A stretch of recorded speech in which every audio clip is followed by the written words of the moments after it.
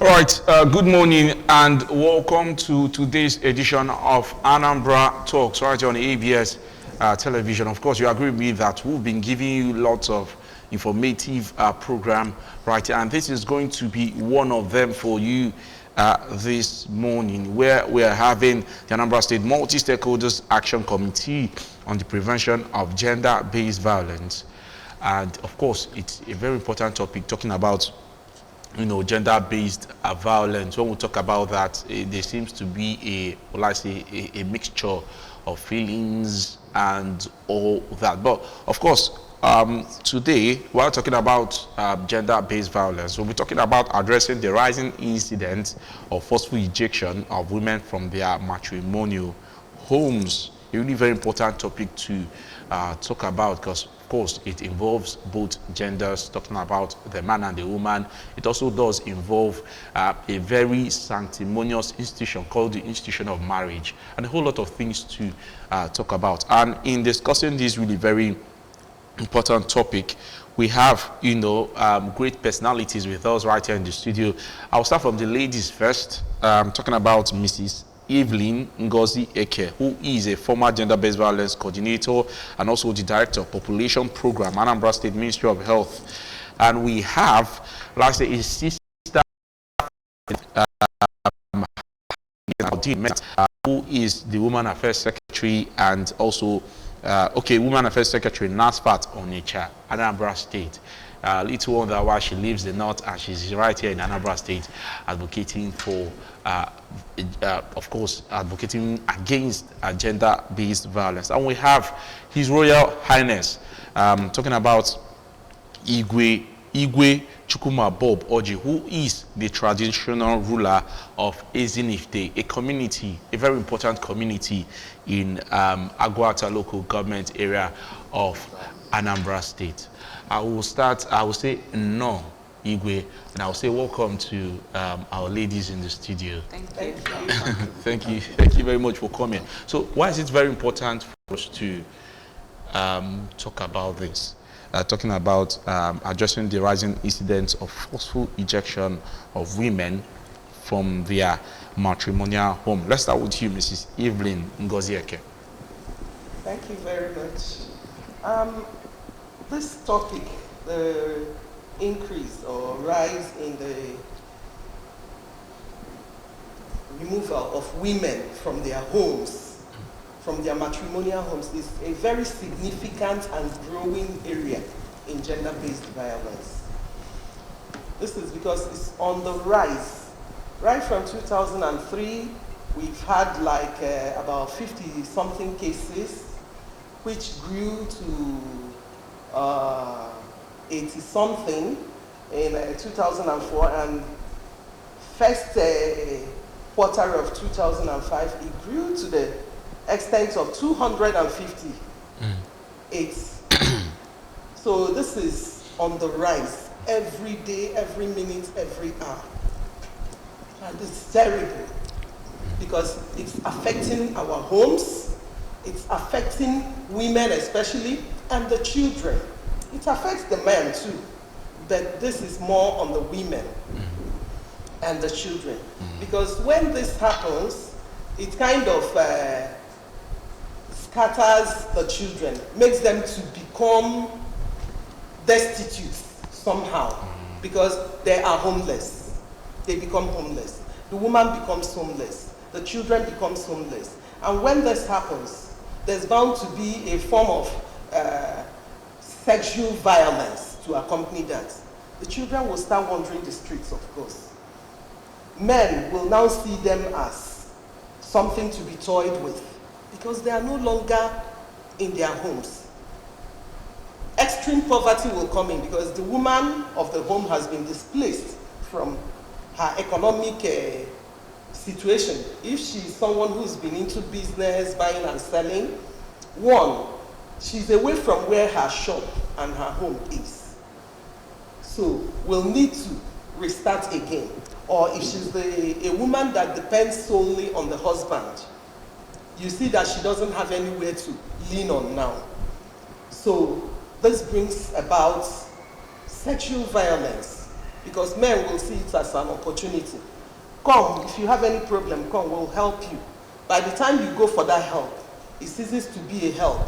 It turns into something else and degenerates. And this is not just the sexual violence part of it. It's highly traumatic. The trauma it creates in the home, to the women, to the children, is great. Because this can cause depression. This can cause suicidal thoughts and might even lead to death. So that's a lot. You're just going to the part of the psychoanalysis, like the psychological negative effect of, this, that is forceful ejection of women from their homes. On not just, you're just trying to say that it's not just on the family itself, it's not just on the woman itself. It can generally affect the family negatively, and also most importantly psychologically. All right. Let's come to you, Igwe Chukwumabowoje. Of course, you're a traditional ruler. You are very much involved with, the traditional families, because I believe you're in a situation whereby people come to you a lot of times to, sort out issues and all that. All right, so let us look at this topic, the rising incidence of forceful ejection of women from their matrimonial homes. Why is it something that we should talk about? I want you to give it a perspective from the perspective of a traditional ruler. Yeah, thank you very much, Mr. Moderator. You see, this matter, this issue has become a pandemic to our people. Formerly, when there is this kind of, family problem, people will come to Igwe and lay the complaint. But nowadays, because of creation of many institutions like welfare office, people will now rush to welfare office. If they have someone there, they will obtain paper and come and tell the woman, and human rights, and tell the woman that you have to, without the consent of the traditional ruler or the person that is representing them, an Igwe cabinet. So we find it very, very difficult to know what is happening in most of the families. But now, with the constitution of this committee, when Igwes are now involved, we go back to our communities, the woman leader for our community, and the wife of Igwe, because they are the people that we collaborate with the community, because most of this matter goes to women. It's also some men that suffer gender-based, a lot of them. Yeah, because I'm going to talk about that, because I'm very sensitive about gender. Gender discussions. We the traditional rulers, we are of the, support if there will be, because everything now is law. You call them and say, no, Anambra state government has so law that said this, that said that. But with this committee, we are now trying to, at least, I see they showed it 3 days ago about this, the state, they have much this gender-based. I found out that Southeast, we are there, but we are not like what we find in the North. States, yeah. I think this issue matters understanding. Imagine Lagos with the population. You see where Lagos State was. You see where they put it, placed Lagos State. So what I'm trying to say in other words is that with this committee, we are working very hard to make sure that, because this is the committee comprises the whole Nigeria, not Igbo affair, not Yoruba affair, not Hausa affair, and make it easier for us to come in and find a way to make sure that the barest minimum that this gender-based violence should be eliminated in our society. So that because even in a civilized world they have gender-based, but it depends, But what we are trying to say is that the thing is becoming so much. Mostly the way we see a young man, we go and marry a lady, we tell her that I love you, I do this. When the lady come in, after doing normal this, 2 days after 2 years or a year and this, the moment the lady give birth to him, maybe 2 children, he would drive her out, and nobody said anything about that. No, they would tell the people to come and take back their this dowry. So with this gender-based committee, we are fighting and making sure that we reduce it to the barest minimum and let people understand that it's evil. It's evil to do something like that. So I think let me stop. Yeah, of course. Let's involve Hajia Musbaudin Medinat, the Women Affairs Secretary, now spent on Icha, Anambra State.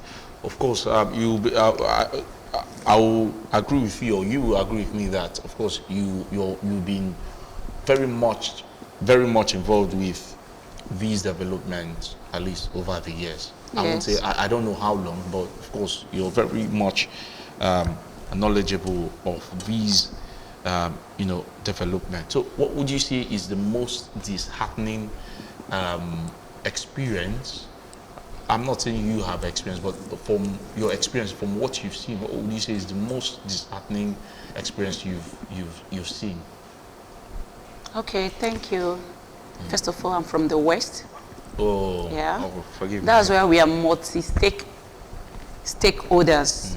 Because this committee constitutes large from different parts of the world. So that we come together and run mind and put an end to this. So, as an experience, widowhood abuse is on the very high side. When a man and a woman have been living together matrimonially happily in a home, just due to the death of one, or the death of the spouse, the husband, then the family see it as a norm to come and forcefully eject the woman from the home. Maybe when they were together, they are not in good terms with the family, or when they were together, the husband and wife are not so much in good terms. Then when one thing or the other happened, then they lands on the women, with the women of the home. This has led to a lot of regression in the progress of women in the society. It's very alarming. It's very alarming. That doesn't mean that when a woman is in a matrimonial home, that she does not have any contribution to that home. It may not be monumentary, but there are a lot of contribution. The woman turns the house to a home. So that makes her to be part of the owner of that home. So forcefully coming to eject the woman out of the house is evil. We are speaking against it. We said we are ready to make it to go to the bearable zero minimum. We don't want it again. And we want everybody to be aware that doing that is an offense in Anambra State and in Nigeria as a whole. So there are laws and enforcement that goes with it. Thank you very much for bringing us to that, to that perspective of, this issue being backed by law, because it is really very important. When you're raising issues without it being backed by law, it seems like, well, I say a joke. It seems like it holds no water and a whole lot of things. So can we, coming to you, Mrs. Evelyn, can we look at some of the laws that are backing these, gender-based violence to probably, how best do I put it, to probably discourage people from getting involved in such a very heinous act? Thank you very much. This form of gender-based violence can equally be called property grabbing. And because of this, it's wrong to subject a woman and probably her children to that act. And for this, in order to support and give those that are meted out with such violence a shoulder to lean on, that's where multi-stakeholder committee on prevention of gender-based violence comes in. One, in order for this to be achieved in the state and the nation at large, there's need for training of law enforcement agencies, the legal persons, the police, the lawyers that take care of such cases. And we have laws, because for something to work, there should be a law or an act that will be able to put it in place so that you will be covered by the government. And this is a criminal problem. So the criminal law covers it. We also have what we call the VAP law, Violence Against Persons Prohibited Law. And this law equally covers those kind of issues. Because if you have meted out such to your wife and children probably, there's a fine, there's a jail term of 3 years, and the sum of about 300,000 is paid. You might be subjected to one or both. And even if you have the thought, just the thought of it, you still go to jail for 2 years and be subjected to a fine of 200,000. That is what the VAP law does. And this will be able to make men know that it's wrong.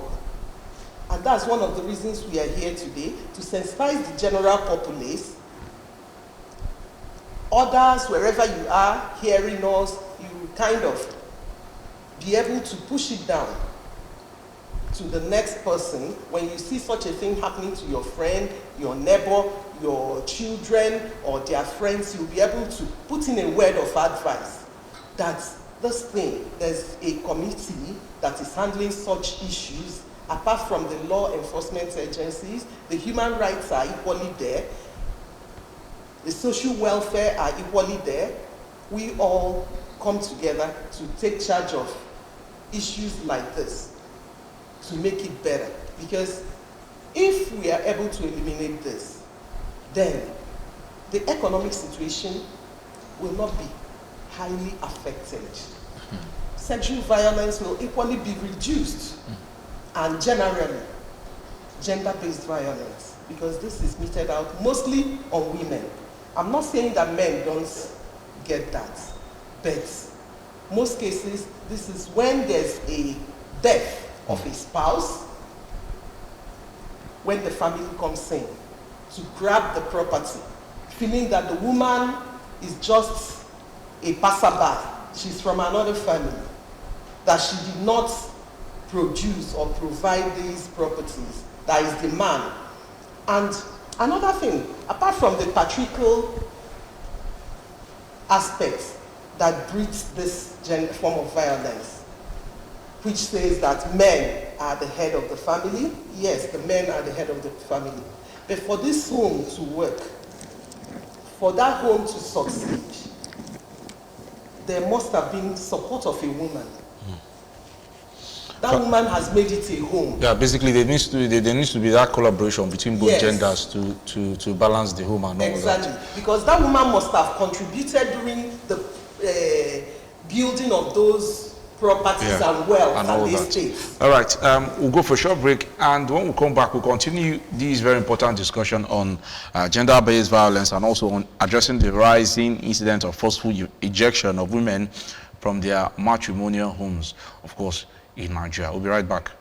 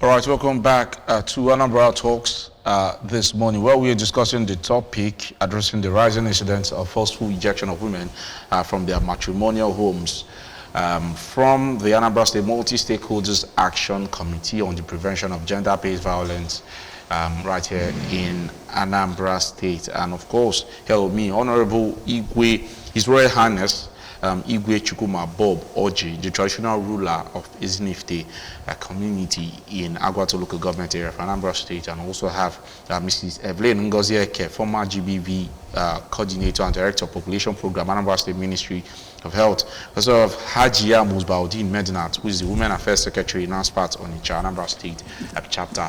If you've been following through, you agree with me that they've been doing, justice to this very important topic.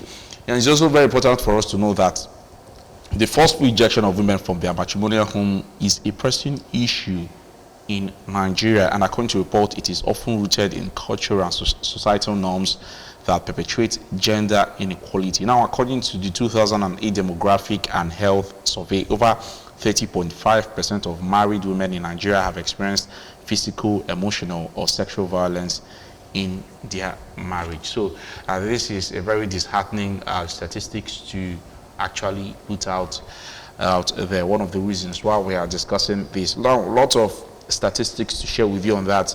A report say 1 in 3 respondents identify themselves as victims of domestic violence, with a nationwide increase from 21% in 2011 to 30% in 2013. We also have 31% of the national sample confessed to being victims of domestic violence in 2012. Between September and December 2024, 26 women were killed and 5 were disfigured due to domestic violence.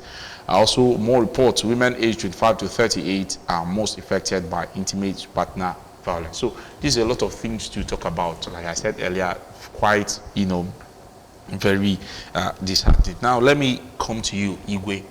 Now, according to reports that we are seeing, that the rise in this ejection or rather incidents of forceful ejection of women from their matrimonial homes are very much connected and caused by societal norms and also cultural norms. So, do you agree with this assertion? Like what I said before, this issue of injecting women for the matrimonial home is something that, of recent, like every community have their custom and norm. You don't inject women whether she bears children there or not. You don't just inject them according to our custom and tradition. But nowadays, because of this new development of human rights and welfare, nobody report. Formerly, then would come to Igwe, tell Igwe, look at the woman will don't Igwe, look at what I'm saying. Igwe have to summon the man family and the family, and no, and from there he have to settle it according to our tradition and norm. Because you don't inject a woman that have issue with you, that have children with you. You don't expect that those children tomorrow to come back to you as a father or as those your relations that are supporting you to throw the man out of the home. You don't expect those children to come tomorrow and call you my father or my relations. That is why you see a lot of children we see today is most of them are this violence, this gender violence. Because if the children is going on the street, he don't go to school, he don't learn any threat that he will start his life. He will join all this, start smoking, he will join one bad gang, and that's why we have increase in criminal activities in the communities. Because if you train your children, even though you didn't send them to school, but the peace you have in your family, somebody somewhere is know that, yeah, this family, they are poor. Let me take one of the children and train them. Or let me take the children and teach him or her my own trade. Maybe someone that is doing business like buying and selling, or somebody that are doing that have any trade like fashion design or all those, you know. When your family is in peace, see, people know that your family is in peace. Nobody will go to a place that you know that every time there's fight, there's noise there. I'm going to beat children. Because if somebody that have family, he will be afraid. Maybe when he takes the child away from these people, when he go to his house, because of the trauma, the child have, you know, accumulated for the years, family. Yeah. He will, you know, he'll be acting so, you know, somehow with his own children. That's why many people doesn't go and pick the children from that kind of family. So, for me, it's not our tradition, and can I call it? Are there efforts being made by the traditional communities or the traditional rulers to actually combat these developments? This development, like what I told you before this kind of issue used to come to our knowledge. But now, when this thing happen, instead of them to come to our, they will rush down to local government, go to welfare or human rights. And human rights, instead of coming to the community to ask the issue that represent those people in Igwe cabinet, because you must first of all start from here. You have to go and report to the matter to your representative at Igwe's cabinet. Igwe, you will not carry the matter to Igwe directly. Because processes, basically. There are processes. Any matter like this, family dispute or something, both land and each year must have knowledge of it, because you are each year know the terrain of you know your kindred, you know your village, you know how you people share land. Igwe, just like my community, I have 2 wards, very big community. I will not know everybody. So that is why we have 30 wards in my community, and in my cabinet we have 30 representatives with the traditional prime minister. So without you people going to the person that represents them and let the complaint, that is what they are getting from. They have violence in their. So there's nowhere each year will be a spirit to know that this family was actually going on. Because most of the Shia is not at home. Some stay in Onitsha, some stay in Nnewi, some stay in Lagos, you know, some stay in Abuja. So probably I wouldn't want to go further into that, because that's more of you know, the community politics and all that. Lots of questions will be asked about why do we have each year's. Of course, we understand modernization where people can, you know, have local responsibilities but are not willing to stay in those communities. Hajia Musbaudin, let's come to you. Let's look at issues around limited access to education and economic opportunities, which has actually made some of these women very much dependent on their husbands, one, and also making them unable to understand the best approach to this, you know, development. Okay, thank you. That's women, economical dependence. If a man did not provide, some women cannot do anything. So when the problem comes by, the woman find out that they will keep suffering in silence, not to talk about, because economically dependent on the man for all their responsibility, for all their needs. So women, we need to get out and get educated. Women need to know how to earn income and support the family. And whatever support you are giving to the family, let it be very, very, very shockable. Let it be something that is very impactful for everybody to be aware that really this woman plays a major and important role in the family in supporting the peace, the growth in the family. Not the man carry all the loads on his head. From the extended family to the raising of the children, every other load, you landed it on the man.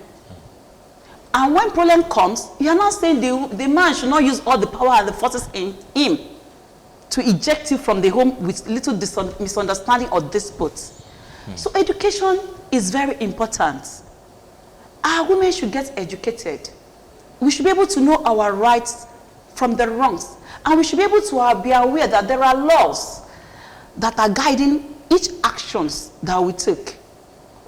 The women should learn how to earn to support the needs of the family.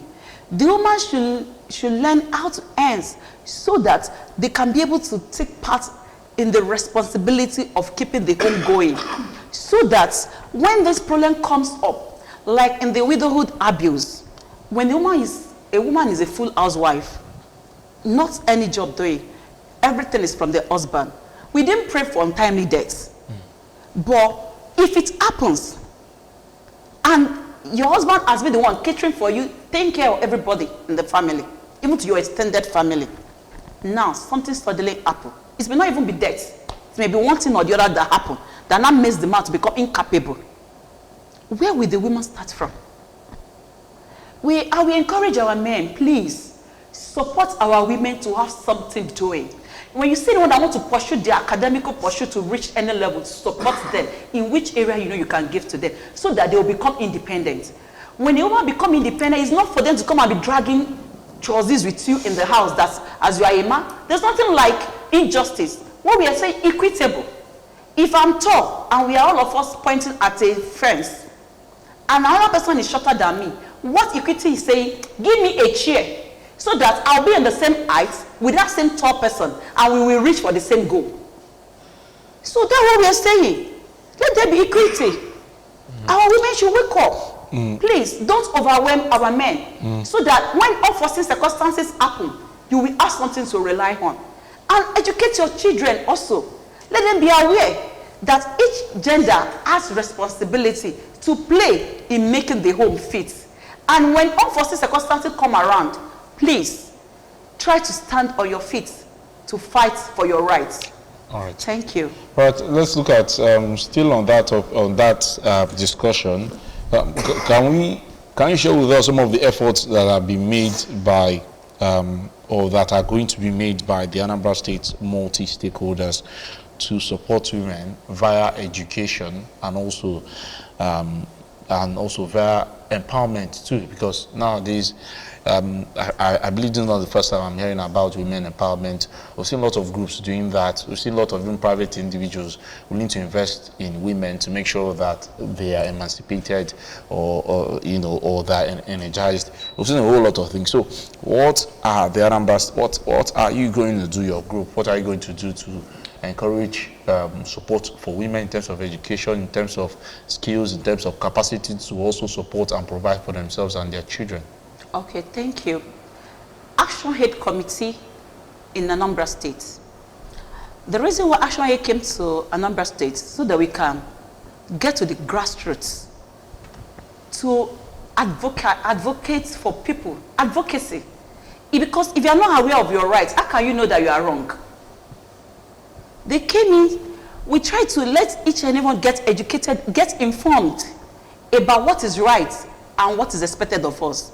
So in terms of what they have done to make sure that this gender-based violence, especially forceful ejection of women from their matrimonial home, comes to the zero bearable minimum. We don't want it at all in Anambra State. We have tried to, actually it has tried to collaborate with Anambra State Ministry of Women Affairs and Social Welfare. They have tried to dip in to find out what are the cases, the most occurrence that we are having in Anambra State. What do you think we can do to reduce this? What support do you need for us to support Anambra State government to make sure this gender-based violence in Anambra State is reduced to the bearable minimum. This is one of the steps that have been taken by the action head, and which we are into presently now. All right, let's come to you, Mrs. Evelyn.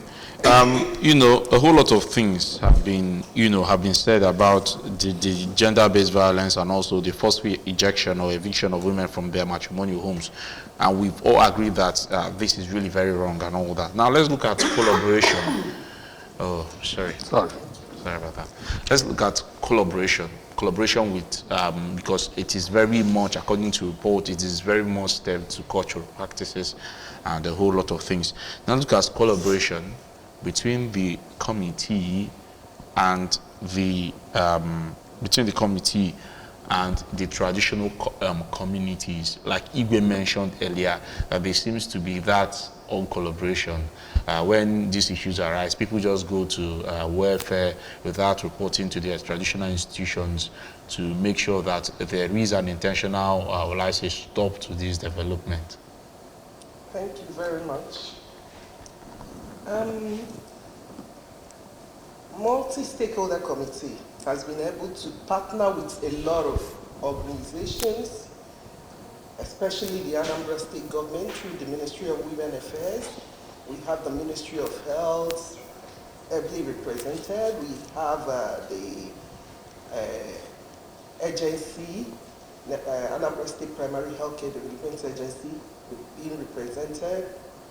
And we have the Ministry of Justice and other stakeholders like the... So what's the collaboration between the group or the committee and traditional communities? Yes. And we have the collaboration with the Igwes, and that is why Igwe is here in our midst today. So this collaboration before, due to customary laws, which makes the man the owner of the home, the property, everything, the women are never seen as co-owners of the home or estates. All right. So this has been affecting women, where women are thrown out of anything that's supposed to be accrued to them, probably from the family. Even the children are supposed to get something from their father's estates and stuff when their father is no more.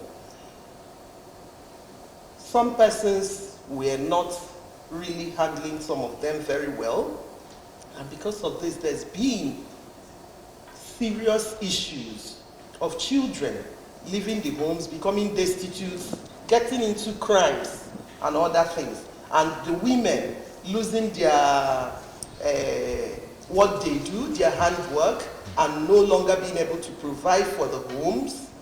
And because of this, we have collaborated with the Igwes. This collaboration has been, through this collaboration, we've been able to sensitize the Igwes so that they'll be able to understand that there are legal laws behind this. And those of them who are still living in the past have been able to move up and adjust and know that this is wrong for the women as well as the children.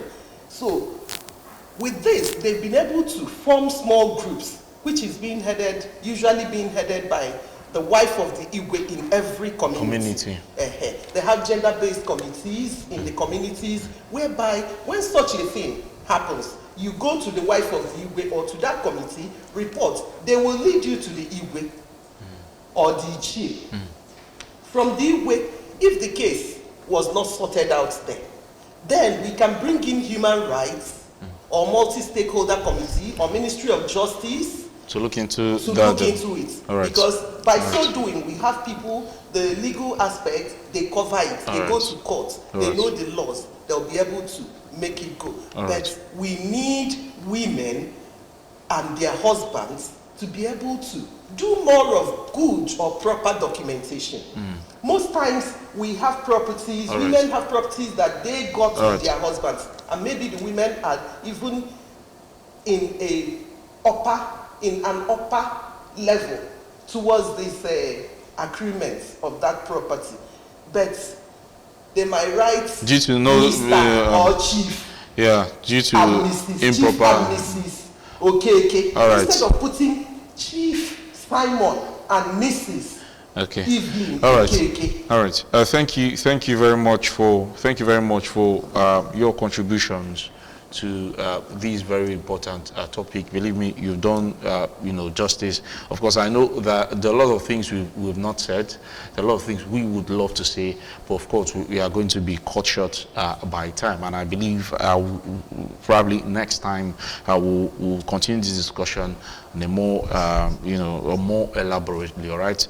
So thank you very much, Mrs. Evelyn Ngozi Eke, who is the former GBV coordinator and also director of population program, Anambra State Ministry of Health, and Hajia Musbaudin Medinat, Women Affairs Secretary in NASFAT on Anambra State, and His Royal Highness Igwechukuma Bob Oji, the traditional ruler of Ezinifte, a community, a very important community in Aguata local government area of Anambra State. And my name is Obina.